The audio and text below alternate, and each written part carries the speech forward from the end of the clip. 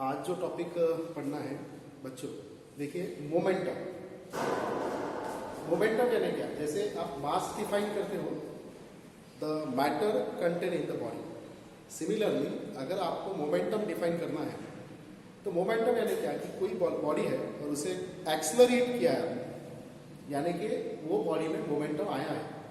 Momentum आया है इसका मतलब उसकी वेलोसिटी जो है, उसने कुछ वेलोसिटी प्राप्त की है, वेलोसिटी गेन की है और उस वेलोसिटी से वो आगे चल रहा है। अगर किसी बॉडी का मास कम हो और उसकी वेलोसिटी ज़्यादा हो तो उसका मोमेंटम भी वेलोसिटी को प्रोपोर्शनल रहेगा।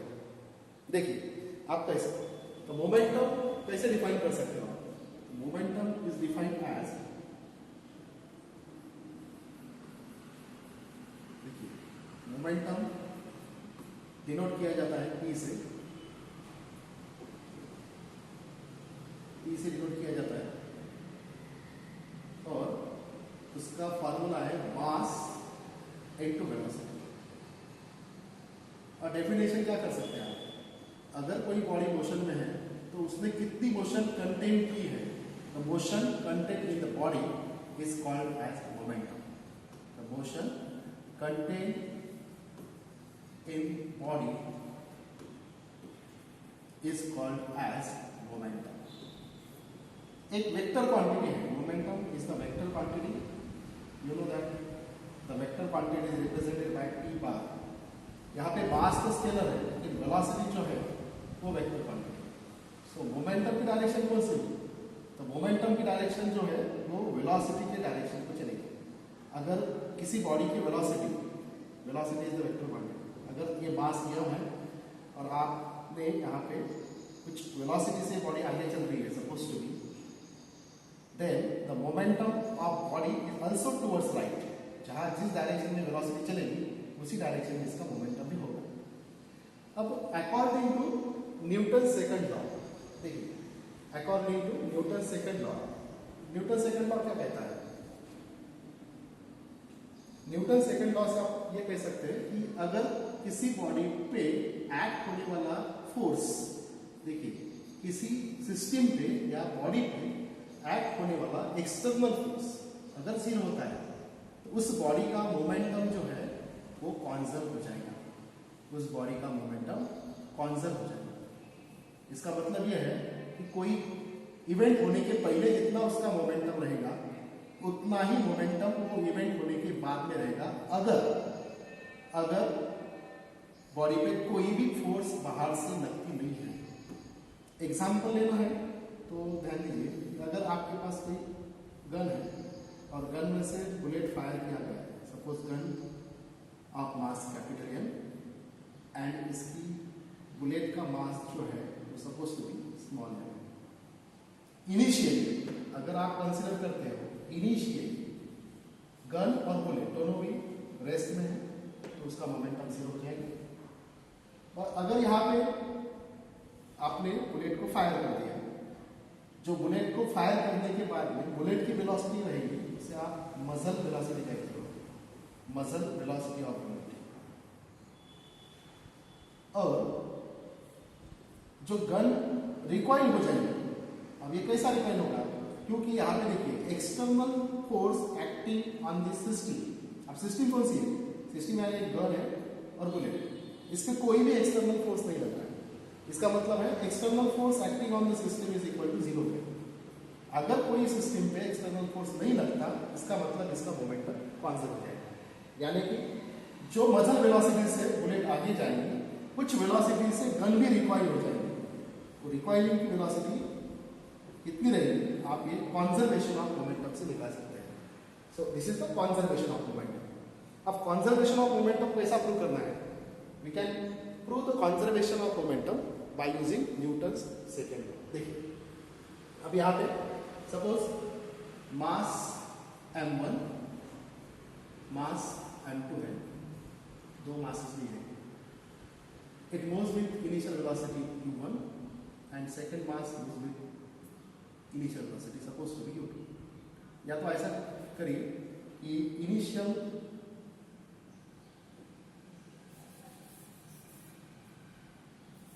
velocity of mass m1 is u1 and initial velocity of mass m2 is u2. So इसका इनिशियल मोमेंटम कितना होगा? Initial momentum is equal to mass m1 u1 plus mass m2 u2। देखिए momentum is equal to mass into velocity. तो first body का momentum m1 u1, second body का momentum m2 u2। ठीक है। अब जब कोलिजन होगा, अब कोलिजन कब हो सकता है? अगर u1 वेलोसिटी u2 से ग्रेटर है तभी ये दो बॉडी जो है वो कोलाइड करेंगे, अदरवाइज कोलाइड नहीं करेंगे। अगर कोई भी एक वेलोसिटी ज़्यादा है, यहाँ पे आप देख सकते हैं u1 is greater than u2, ऐसा हुआ तो ये m1 जिसका मास है वो m2 पे कोलाइड हो जाएंगे। अब कोलिजन में क्या होगा? जब कोलिजन होगा तब मास m1 जो है वो m2 पे कुछ फोर्स एक्सर्ट करेगा, suppose to be F1, and similarly mass m2 जो है वो m1 पे फोर्स एक्सर्ट करेगा, सपोज टू बी F2। ये जो फोर्स है इंटरनल फोर्स है। अब ये फोर्स तरीके क्यों रहेंगे? According to Newton's second third law, every action has equal and opposite reaction. Means क्या हुआ? मास m1 ने m2 पे कोई एक्शन ली है जिसका मैग्नीट्यूड F1 है, at the same time mass m2 ने रिएक्शन ली है मास m1 पे जिसका रिएक्शन कितना है? F2 है। ये दोनों भी मैग्नीट्यूड में सेम हो जाएंगे, इसका मतलब F1 is equal to F2। But the direction, as we take the direction, F1 is equal to minus m। यहाँ पे जो F1 हो जाएगा वो माइनस m हो जाएगा। देखिए F1 is equal to F2, और अब डायरेक्शन का जब आप विचार करेंगे तो F1 is equal to minus F2 हो जाएगा। तो यहाँ पे ये होगा ड्यूरिंग कोलिजन, ये होगा बिफोर कोलिजन। आफ्टर कोलिजन क्या होगा? आफ्टर कोलिजन क्या होगा? ये जो बॉडीज है कुछ वेलोसिटी से सेपरेट हो जाएंगे। Let us consider that velocity of this body is suppose to be, velocity of this body is suppose to be v1 and दूसरे बॉडी की वेलोसिटी है v2। ओके, नाउ अब मोमेंटम कितना होगा? कोलिजन होने के बाद का मोमेंटम कितना होगा? तो यहाँ पे आप लिख सकते हैं after collision the momentum that is we write as final momentum. Okay, after collision जो मोमेंटम है वो फाइनल मोमेंटम करके लिख सकते हैं। तो क्या हो जाएगा? m1 v1 मास into velocity plus m2 into v2। Okay, तो अब ये तीन केस है, जैसे कि ये बिफोर कोलिजन ये हो रहा है, ड्यूरिंग कोलिजन ये हो रहा है, और आफ्टर कोलिजन ये हो रहा है। ये हो गया बिफोर कोलिजन, ये ड्यूरिंग कोलिजन। ड्यूरिंग कोलिजन क्या हो रहा है? न्यूटन्स थर्ड लॉ से एक्शन एंड रिएक्शन आ रही है, और last is after collision. Okay, so यहाँ पे अगर आपको कंजर्वेशन ऑफ मोमेंटम प्रूव करना है, इसका मतलब क्या प्रूव करना है? तो initial momentum is equal to final momentum prove करना है। क्या प्रूव करना है? Initial momentum is equal to final momentum. ये कोड है इसका। ये कैसे आएगा? तो यहाँ देखिए, force F1 is equal to minus F2। F1 यानी क्या? Mass of body 1 into acceleration of body 1 according to Newton second law, equal to minus m2 into a2। Now, m1 acceleration of body 1 is equal to final speed minus initial speed upon time. Okay, equal to minus m2 final speed of body 2 minus initial speed of body 2 upon time. यहाँ पे t cancel हो जाएगा और आ जाएगा m1 v1 minus m1 u1 is equal to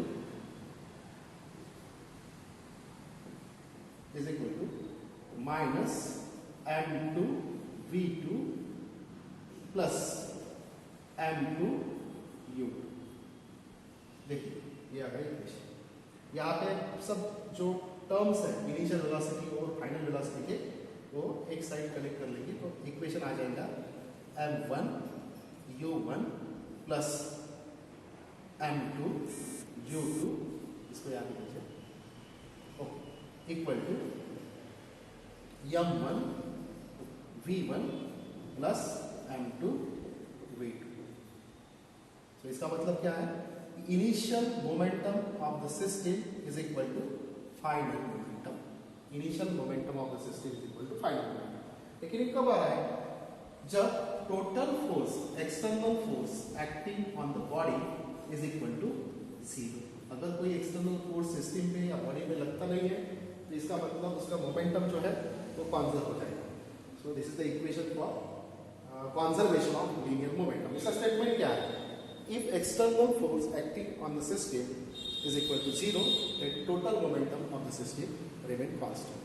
अब ये जो है वो सिस्टम ऑफ पार्टिकल को भी सही तरीके से इसी तरीके से लगेगा। अब अगर आप कंसीडर करते हो system of particle, system of particle में ढेर सारे पार्टिकल जिनका mass m1 m2 up to dash mn है, initial velocity u1 u2 up to dash vun है, और final velocity v1 v2 up to dash vn। इसका सेंटर ऑफ मास का जो मोमेंटम है वो कांस्टेंट हो जाएगा। सेंटर ऑफ मास जो रहेगा ये सिस्टम का, वो सेंटर ऑफ मास का मोमेंटम जो है वो कांस्टेंट हो जाएगा।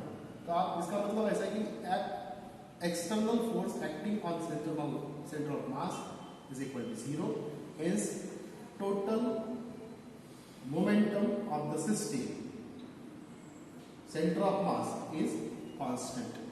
ये इसी तरीके से सेंटर ऑफ मास को भी लग सकता है। तो ये होगा उसका प्रिंसिपल और मोमेंटम की डेफिनेशन। मोमेंटम का यूनिट आ जाएगा kg मीटर पर second. This is the unit of momentum, it is vector quantity.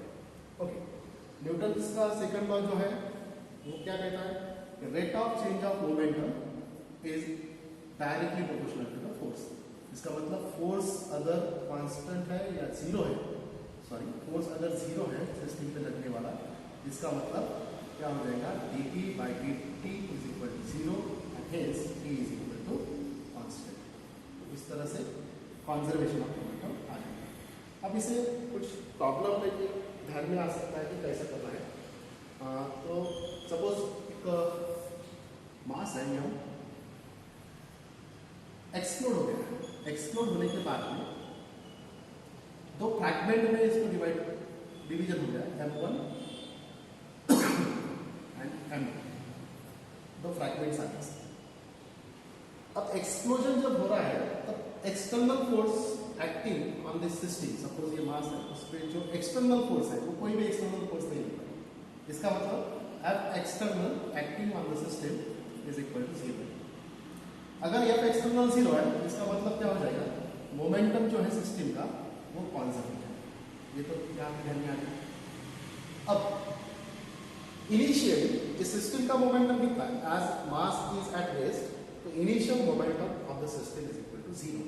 Initial momentum of the system is equal to zero, so P initial is equal to zero. But explode होने के बाद में suppose ये जो मास है उसकी velocity हो गई v1 और m2 की वेलोसिटी हो गई v2।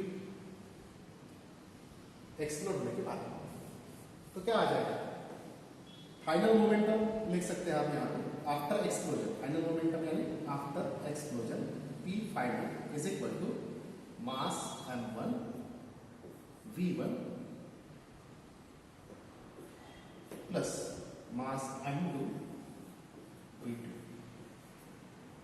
देखिए ये आगे दो फ्रैगमेंट्स, अगर एक फ्रैगमेंट कुछ इस डायरेक्शन से जा रहा है राइट डायरेक्शन में और दूसरा जो है उसके अपोजिट जा रहा है, तो यहाँ पे वेलोसिटी जो है वो क्या हो जाएगी, निगेटिव वेलोसिटी हो जाएगी। सपोज v2 की अपन निगेटिव कंसीडर करते हैं। अब कंजर्वेशन ऑफ मोमेंटम से क्या होगा, initial momentum of the system is zero, hence zero is equal to m1 v1 minus m2 v2।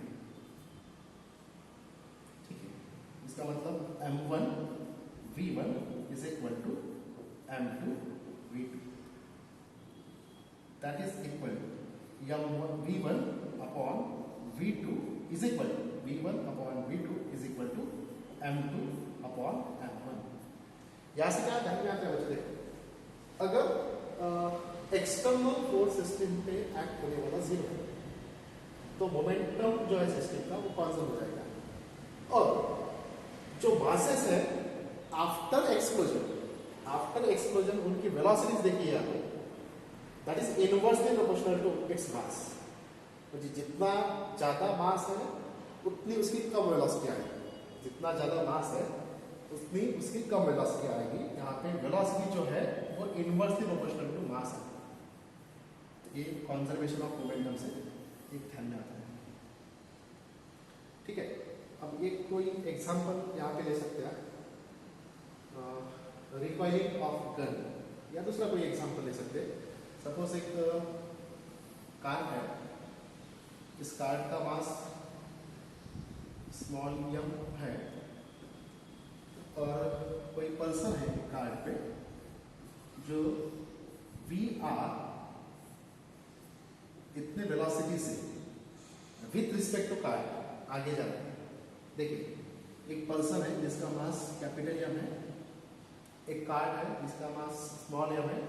ये जो कार है वो स्मूथ सरफेस पे है, यानी कोई फ्रिक्शन बात नहीं है। और ये जो पर्सन है वो VR वेलोसिटी से with respect to this car आगे जा रहा है टुवर्ड्स राइट। तब अब ये प्रॉब्लम को देखते ही ध्यान में आ जाएगा कि ये जो सिस्टम है, ये सिस्टम पे x डायरेक्शन को लगने वाला कोई भी फोर्स नहीं है। मीन्स एक्सटर्नल फोर्स जो है सिस्टम पे वो 0 है। इसका मतलब आप कंजर्वेशन ऑफ मोमेंटम से प्रॉब्लम सॉल्व कर सकते हैं। तो ये प्रॉब्लम सॉल्व करने के लिए पहले तो एब्सोल्यूट वेलोसिटी जो है, ये पर्सन की absolute velocity with respect to ground कही है, तो क्या हो जाएगा, absolute velocity of this person. अब ये पर्सन अगर VR इतनी वेलोसिटी से आगे जा रहा है तो ये जो कार है वो सपोज टू बी V इतने वेलोसिटी से रिकॉइल होगी, पीछे जाएगा। ठीक है, यहाँ पे VR क्या है, the velocity of man with respect to car,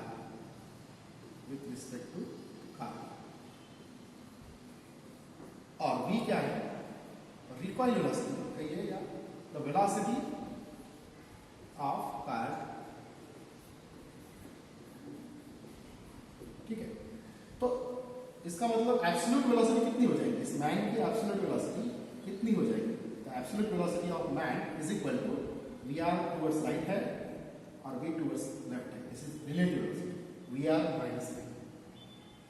okay, अब एक्सटर्नल फोर्स सिस्टम पे लगने वाला 0 है, इसका मतलब मोमेंटम जो है वो कॉन्जर्व हो जाएगा।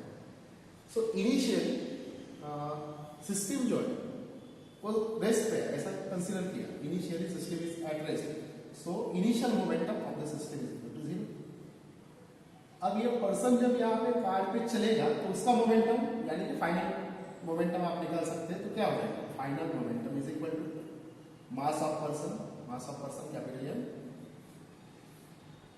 Okay, mass of person capital M। यहाँ पे क्या निकालना है कि required velocity in terms of this masses capital M and small m। तो mass of person is equal to M and its his absolute velocity is VR minus V। और जो car है वो जा रही है लेफ्ट, आप क्या लिख सकते हैं, माइनस mv। ओके, ये होगा फाइनल मोमेंटम। अब एक्सटर्नल फोर्स 0 है, एक्सटर्नल फोर्स कोई लग रहा है, इसका मतलब है मोमेंटम पॉजिटिव हो जाएगा और इनिशियल मोमेंटम जो है वो फाइनल मोमेंटम के नियर अबाउट, फाइनल मोमेंटम के सरीका आ जाएगा। तो क्या कहेगा, m in bracket VR minus V minus mv is equal to 0. So m into VR minus m into V minus m into V, small m into V। तो यहाँ पे निकालना है, स्मॉल v की वैल्यू निकालना है। We have to find the value of small v। तो यहाँ पे v कॉमन निकालिए, फॉर्मूला आ जाएगा mVR। देखिए यहाँ पे mVR is equal to capital M plus small m into small v. So small v is equal to m into Vr upon capital M plus small v.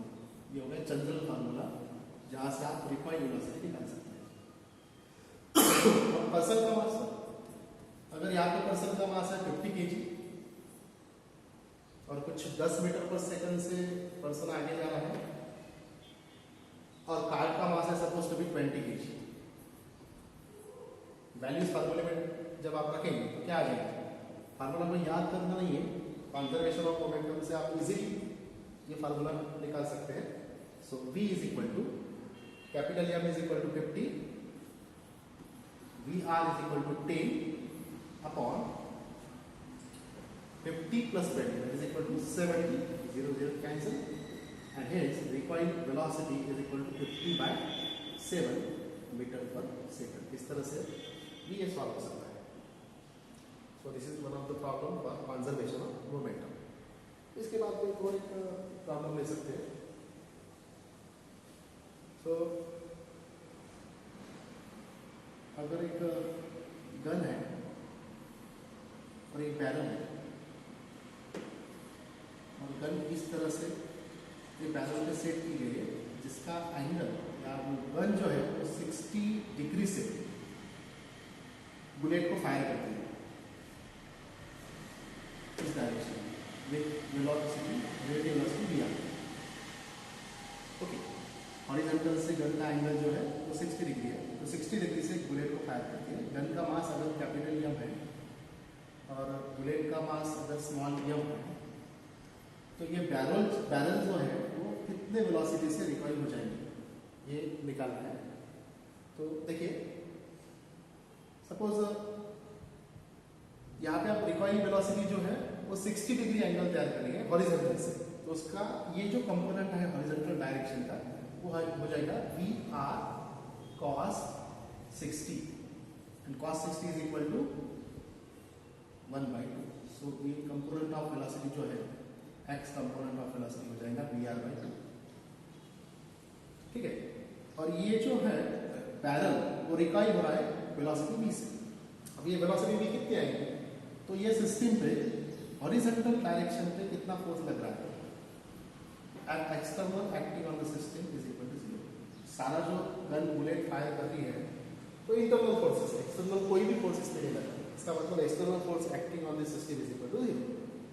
And as external force acting on the system is equal to 0, we know that the momentum of the system is constant.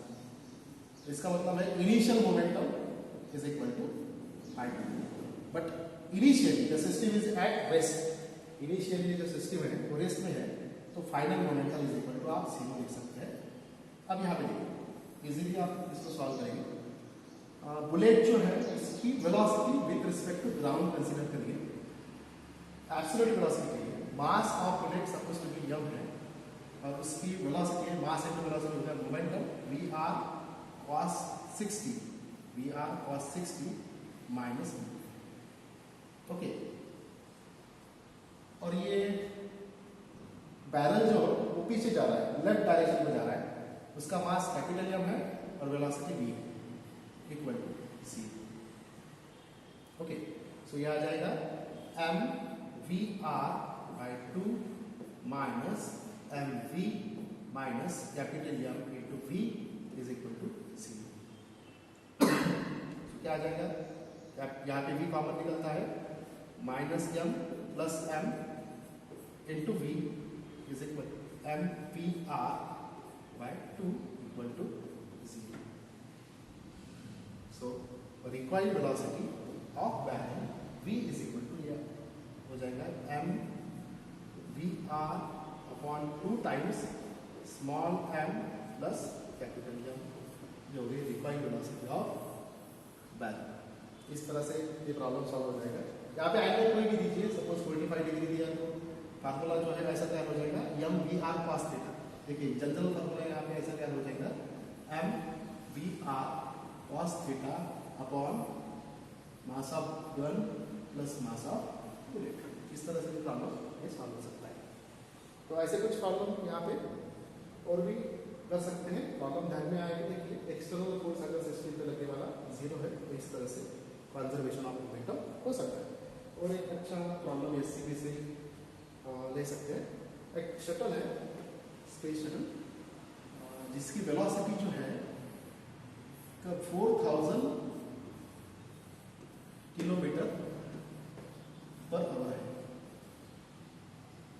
और ये eject करता है कोई model, एक model यहां से eject होता है जिसकी वेलोसिटी इन अपोजिट डायरेक्शन, जिसकी वेलोसिटी दी बनी है 100 kilometre per hour with respect to space shuttle.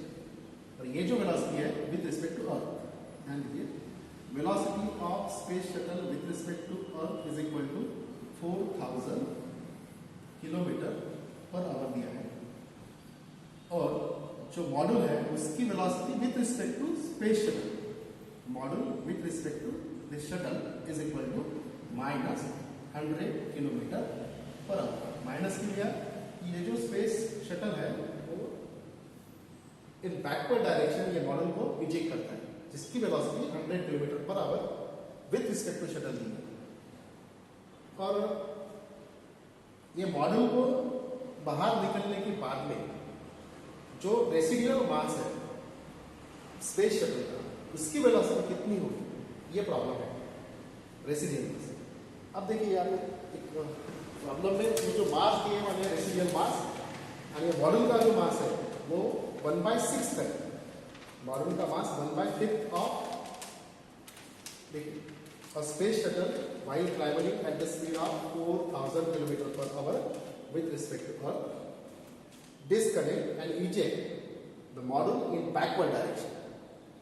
यहां से एक मॉड्यूल बैकवर्ड डायरेक्शन को इजेक्ट हो जाता है जिसका स्पीड दिया है 100 kilometre per hour with respect to space shuttle. और ये जो मॉड्यूल इजेक्ट हो रहा है उसका वेट कितना है, तो 1/5 ऑफ द रेसिडुअल पार्ट। देखिए ये मॉड्यूल का जो वेट है, मॉड्यूल का वेट दिया है, मास ही कंसीडर कर दिए, मॉड्यूल का जो मास है वो दिया है 1/5 ऑफ इट्स रेसिडुअल मास। अगर total mass of this space shuttle M है सपोज टू बी, तो मॉड्यूल का मास और रेसिडुअल का पार्ट का मास कितना हो जाएगा, तो यहाँ पे कैलकुलेशन करके निकाल सकते हैं आप। टोटल मास यम है, उसके दो फ्रैगमेंट हो गए सपोज टू बी, एक का मास जो है वो m/6 आ गया और दूसरे का मास जो है वो 5m/6। ये कैसा है देखो, this mass is 1/5 of this residual mass, m/6 जो है तो 5m/6 का 1/5 हो गया। तो इस तरह से ये मास जो है वो फ्रैगमेंट्स में डिवाइड हो गया। ओके, तो यहाँ पे सिस्टम पर लगने वाला एक्सटर्नल फोर्स कोई भी नहीं, ये जो एक्सप्लोजर हो रहा है एक्सटर्नल फोर्स कोई नहीं, इसका मतलब जो कंजर्वेशन ऑफ मोमेंटम यहाँ पे लग सकता है। अब इस रेसिडुअल मास की रिकॉइल या स्पीड जो है वो आपको निकालना है, रेसिडुअल मास की speed. Let us consider that it's speed is equal to v, ये v आपको निकालना है। थोड़ा इस तरह से प्रॉब्लम सॉल्व कीजिए। देखिए मॉड्यूल का मास है m/6 और रेसिडुअल का मास है 5m/6। Okay, as external force acting on the system is equal to 0, momentum conserve हो जाएगा। इनिशियल मोमेंटम कितना है सिस्टम का, ये पूरा स्पेस शटल जब रहेगा उसका मोमेंटम है p initial is equal to mass of this space shuttle, total mass जो इजेक्शन के पहले का है कैपिटल M, और उसकी स्पीड है with respect to earth 4000 kilometre per hour. ये हो गया इनिशियल मोमेंटम। अब फाइनल मोमेंटम जो है वो कितना आ जाएगा, देखिए फाइनल मोमेंटम निकालने के लिए ये जो पाथ है m/6, ठीक है, उसका speed with respect to ground निकालना जरूरी है। तो मॉड्यूल का speed with respect to earth plus 5m/6 into its speed with respect to earth. Okay, तो यहाँ पे इस तरह से इसको निकालना पड़ेगा। तो पहले सॉरी, मॉड्यूल का जो स्पीड है विथ रिस्पेक्ट टू अर्थ निकालने के लिए एक फार्मूला, मॉड्यूल का speed with respect to earth is equal to space shuttle का speed with respect to earth plus module का स्पीड जो है with respect to space shuttle. ये दिया बात, ये मास सपोज सॉरी स्पीड जो है वो दिया हुआ है 4000 किलोमीटर पर आवर और ये दिया हुआ है 100 किलोमीटर पर आवर। इसका मतलब जो मॉड्यूल का स्पीड है वो विथ रिस्पेक्ट टू अर्थ कितना है 3900 kilometre per hour, 3900 kilometre per hour. Module का speed with respect to earth, module का speed with respect to earth, देखिए ये फार्मूला है 3900 किलोमीटर पर आवर। ठीक है, अब ये सारी वैल्यूज इसमें पुट करने के बाद आप v निकाल सकते हैं। तो मैं यहाँ पे इसको इरेज कर देता हूँ, पहला जो पार्ट है आपके ध्यान में आ जाएगा। ठीक है,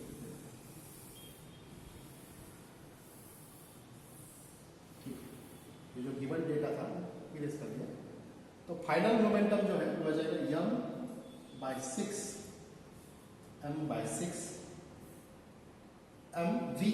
m speed of model with respect to earth and that is equal to 3900। Okay, plus ये कितना है, रेसिडुअल का मास है 5m/6 into its speed that is equal to small v। ये आ गया फाइनल मोमेंटम। अब initial momentum of the system कितना है, तो m इनटू 4000 m इनटू 4000। अब यहाँ पे सारी वैल्यू पुट करने के बाद में स्मॉल v की वैल्यू इजीली आप निकाल सकते हो। देखिए m इनटू 3900 डिवाइड बाय 6 जिससे ये 650 का डिवीजन होगा यहाँ पे plus 5/6 into m v is equal to 4000 m। यम m कैंसिल हो जाएगा और यहाँ पे v is equal to 4000 minus 650 into 6 divide by 5। इस तरह से इसका स्पीड निकाल सकते हैं। देखिए 4000 माइनस 650 अपॉन 5 इंटू 6, और यहाँ पे इसका स्पीड जो है कैलकुलेशन करने के बाद में वो आ जाएगा नियर अबाउट 4020। कैलकुलेशन जो किए उसके बाद में इसका स्पीड आ जाएगा 4020 किलोमीटर पर आवर।